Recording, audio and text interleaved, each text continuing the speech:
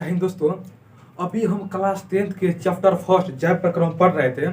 उसमें हम आपको 2 पार्ट्स तक समझा दिए थे। आज पार्ट 3 आने वाला है, जो बहुत ही छोटा, लगभग 3-4 मिनट का ही वीडियो बनेगा। उसमें सिर्फ हम एक ही आज टॉपिक पढ़ेंगे, प्रकाश संश्लेषण के बारे में।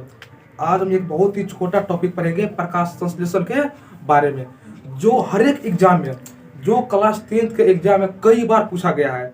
इसी हम अच्छी तरह से समझते हैं। तो चलिए हम समझते हैं प्रकाश संश्लेषण के बारे में। लेकिन प्रकाश संश्लेषण की परिभाषा समझने से पहले हम यह समझ लेते हैं कि प्रकाश संश्लेषण की मुख्य घटक क्या क्या है। इसका मतलब यह हुआ कि जो प्रकाश संश्लेषण की प्रक्रिया होगा, इसके लिए कौन कौन सी मुख्य घटक हो सकता है। फिर आप लोगों के माइंड में क्वेश्चन आता होगा, ये मुख्य घटक क्या होती है, ये मुख्य घटक होते क्या है। इसी हम अच्छी अपनी भाषा में समझते हैं। जैसे समझिए, अगर मान लीजिए किसी को दाल बनाना है, तो दाल बनाने के लिए जिन जिन वस्तु की हमें जरूरत पड़ेगी वही मुख्य घटक हो जाएगा। जैसे दाल बनाने के लिए हमें पानी की आवश्यकता पड़ेगी, दाल की आवश्यकता पड़ेगी, नमक, हल्दी, ये सब क्या होगा, दाल का मुख्य घटक हो जाएगा। जैसे चावल बनाने के लिए हमें जिन जिन वस्तु की जरूरत पड़ेगा वो क्या हो जाएगा, उस चावल का मुख्य घटक हो जाएगा। जैसे चावल बनाने के लिए चावल की जरूरत पड़ेगा, पानी की जरूरत पड़ेगा, वो क्या हो जाएगा, मुख्य घटक हो जाएगा।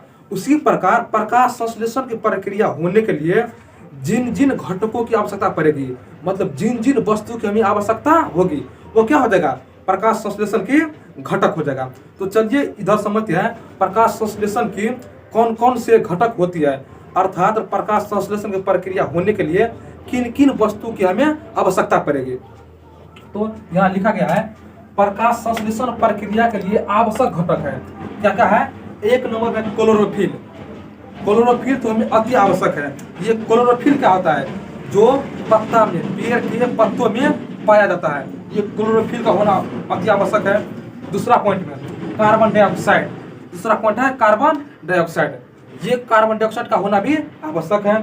तीसरा है जल, ये जल का भी होना आवश्यक है। और चौथा है सूर्य प्रकाश। चौथा क्या है, सूर्य प्रकाश। जब ये चारों पॉइंट, क्लोरोफिल, कार्बन डाइऑक्साइड, जल और सूर्य प्रकाश, जब ये चारों पॉइंट जब उपस्थित रहेगा, तभी जाकर के प्रकाश संश्लेषण प्रक्रिया पूरा हो पाएगा, अन्यथा नहीं हो पाएगा।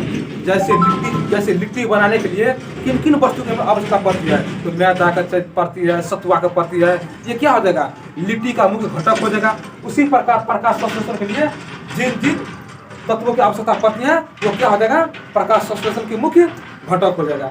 तो आप समझिए प्रकाश संश्लेषण के मुख्य घटक क्या है।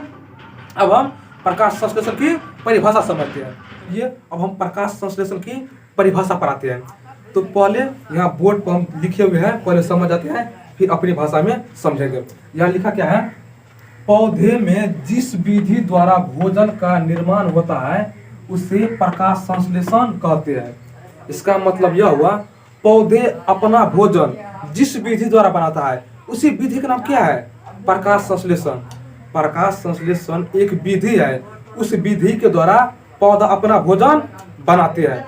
तो फिर आप लोगों को माइंड में क्वेश्चन आता होगा, ये विधि आखिर कौन है, कौन ऐसा विधि है। चलिए इस विधि को हम यहाँ लिखे हुए हैं।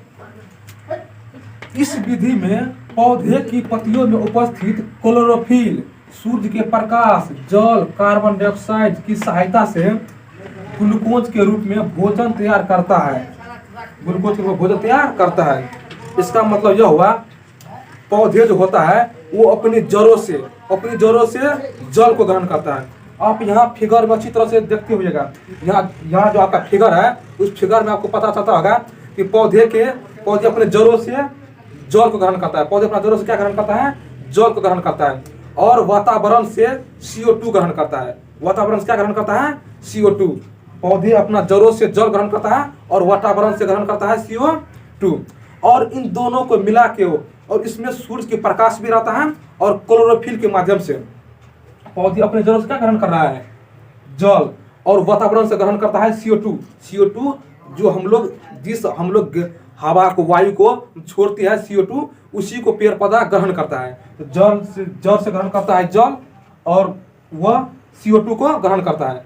और सूर्य की प्रकाश और उसके पत्ते में उपस्थित होता है क्लोरोफिल, उनके माध्यम से वो ग्लूकोज बना लेता है। क्या बना लेता है? ग्लूकोज बना लेता है। ग्लूकोज बना लेता है, ऑक्सीजन को छोड़ देते हैं। ऑक्सीजन क्या करते हैं? छोड़ते हैं। तो चलिए इसका इक्वेशन यहाँ नीचे लिखा गया है कि पौधे 6CO2 प्लस H2O, जो बाहर का जो CO2 है उसको ग्रहण करते हैं, जल से ग्रहण करता है, जल ग्रहण करता है, सूर्य प्रकाश और क्लोरोफिल के माध्यम से इसको ग्लूकोज बना लेता है। क्या बना लेता है? ग्लूकोज C6H12O6 प्लस ऑक्सीजन को रिलीज कर देता है। क्या छोड़ देता है? ऑक्सीजन को रिलीज कर देता है। आप इस फिगर में अच्छी तरह से समझ जाइए। तो इससे आगे की पार्ट हम नेक्स्ट वीडियो में समझेंगे। तब तक जय हिंद, जय भारत।